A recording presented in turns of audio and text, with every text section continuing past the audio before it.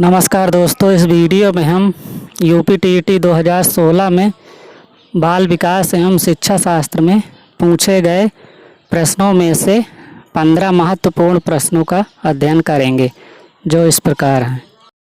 पहला प्रश्न है, पियाजे मुख्य रूप से किसके अध्ययन के लिए जाने जाते हैं? पियाजे मुख्य रूप से किसके अध्ययन के लिए जाने जाते हैं? ए ऑप्शन है भाषा विकास, बी यौन विकास, सी संज्ञानात्मक विकास, डी सामाजिक विकास। तो पियाजे मुख्य रूप से जाने जाते हैं संज्ञानात्मक विकास के लिए। तो यहाँ पर सी ऑप्शन संज्ञानात्मक विकास सही है। दूसरा प्रश्न है, क्रिया प्रसूत अनुकूलन सिद्धांत का प्रतिपादन डैश डैश ने किया था? ए ऑप्शन है पावलोव, बी स्किनर, सी थॉर्नडाइक, डी कोहलर। तो क्रिया प्रसूत अनुकूलन सिद्धांत का प्रतिपादन स्किनर ने किया था। तो यहाँ पर बी ऑप्शन स्किनर सही है। तीसरा प्रश्न है, मानसिक आयु का प्रत्यय दिया था? मानसिक आयु का प्रत्यय दिया था? ए ऑप्शन है बिने साइमन ने, बी स्टर्न ने, सी टर्मन ने, डी सिरिल बर्ट ने। तो मानसिक आयु का प्रत्यय दिया था बिने साइमन ने। तो यहाँ पर ए ऑप्शन बिने साइमन सही है। चौथा प्रश्न है, कार्य को आरंभ करने, जारी रखने और नियमित करने की प्रक्रिया है?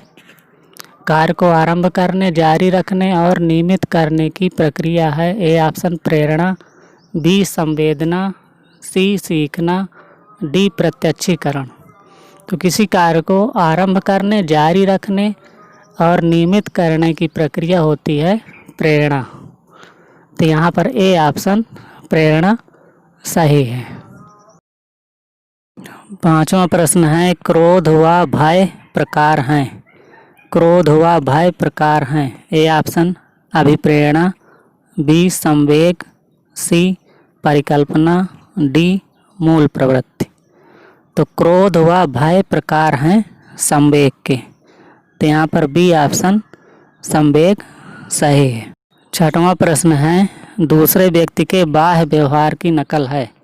दूसरे व्यक्ति के बाह्य व्यवहार की नकल है। ए ऑप्शन सीखना, बी अनुकरण, सी कल्पना, डी चिंतन। तो दूसरे व्यक्ति के बाह्य व्यवहार की नकल है अनुकरण करना। तो यहाँ पर बी ऑप्शन अनुकरण सही है। सातवां प्रश्न है, सीखी हुई बात को स्मरण रखने या पुनः स्मरण करने की असफलता को कहते हैं? सीखी हुई बात को स्मरण रखने या पुनः स्मरण करने की असफलता को कहते हैं। ए ऑप्शन कल्पना, बी स्मृति, सी विस्मृति, डी ध्यान। तो सीखी हुई बात को स्मरण रखने या पुनः स्मरण करने की असफलता को कहते हैं विस्मृति। तो यहाँ पर सी ऑप्शन विस्मृति सही है। आठवां प्रश्न है, टर्मन के अनुसार 90 से 100 बुद्धिलब्धि का बालक माना जाता है? टर्मन के अनुसार 90 से 100 बुद्धिलब्धि का बालक माना जाता है। ए ऑप्शन मंद बुद्धि, बी सामान्य बुद्धि, सी श्रेष्ठ बुद्धि, डी क्षीण बुद्धि। तो 90 से 100 बुद्धिलब्धि का बालक माना जाता है सामान्य बुद्धि का। तो बी ऑप्शन सही।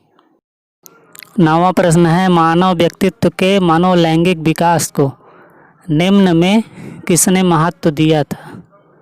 मानव व्यक्तित्व के मनोलैंगिक विकास को निम्न में किसने महत्व दिया था? ए ऑप्शन है कमेनियस, बी हॉल, सी हॉलिंगवर्थ, डी फ्रायड। तो मानव व्यक्तित्व के मनोलैंगिक विकास को फ्रायड ने महत्व दिया था। तो डी ऑप्शन सही। 10वां प्रश्न है, मनोविज्ञान की प्रथम प्रयोगशाला को किसने स्थापित किया था? मनोविज्ञान की प्रथम प्रयोगशाला को किसने स्थापित किया था? ए ऑप्शन है W Wundt, B Sigmund, C Pavlov, D Watson. तो मनोविज्ञान की प्रथम प्रयोगशाला को स्थापित किया था डब्ल्यू वुंट ने। तो ए ऑप्शन सही। 11 नंबर प्रश्न है, संघनन सिद्धांत निम्न में किससे संबंधित है? संघनन सिद्धांत निम्न में किससे संबंधित है? ए ऑप्शन है अधिगम, बी अभिप्रेरणा, सी स्मृति, डी सृजनात्मकता। तो संघनन सिद्धांत अभिप्रेरणा से संबंधित है, तो बी ऑप्शन सही है। 12वां नंबर प्रश्न है, डैश डैश डैश बैटरी का प्रयोग निम्न में से किसके मापन हेतु किया जाता है? 12वां प्रश्न है, डैश डैश डैश बैटरी का प्रयोग निम्न में से किसके मापन हेतु किया जाता है? ए ऑप्शन है व्यक्तित्व, बी रुचि, सी बुद्धि, डी अभिक्षमता। तो भाटिया बैटरी का प्रयोग बुद्धि के मापन हेतु किया जाता है, तो यहाँ पे सी ऑप्शन बुद्धि जो है सही है। 13वां प्रश्न है, अभिक्रमायोजित अधिगम का प्रत्यय किसने दिया था? अभिक्रमायोजित अधिगम का प्रत्यय किसने दिया था? ए ऑप्शन है हल, बी थार्नडाइक, सी स्किनर, डी वाटसन। तो अभिक्रमायोजित अधिगम का प्रत्यय दिया था स्किनर ने, तो सी ऑप्शन सही। 14 नंबर प्रश्न है, विस्मृति कम करने का उपाय है? विस्मृति कम करने का उपाय है, ए ऑप्शन सीखने में कमी, बी सीखने की त्रुटिपूर्ण विधि, सी पाठ की पुनरावृत्ति, डी स्मरण करने में कम ध्यान देना। तो विस्मृति कम करने का उपाय है पाठ की पुनरावृत्ति, तो सी ऑप्शन सही है। 15 नंबर प्रश्न है, 8 वर्ष के सुधीर की मानसिक आयु 10 वर्ष है, उसकी बुद्धि लब्धि कितनी है? 8 वर्ष के सुधीर की मानसिक आयु 10 वर्ष है, उसकी बुद्धि लब्धि कितनी है? ए ऑप्शन है 80, बी 100, सी 110, डी 125। तो बुद्धि लब्धि बराबर होता है मानसिक आयु बटे वास्तविक आयु गुणे 100। तो यहाँ पर मानसिक आयु है 10 और वास्तविक आयु है 8, तो 10 बटे 8 गुणे 100। 8 को काटा 4 से तो 2 आया, 100 को काटा 4 से तो 25 आया, फिर यहाँ पे 2 को 10 से काटा तो 5, फिर 5 का 25 से गुणा किया तो आया 125। तो बुद्धि लब्धि आ गई 125।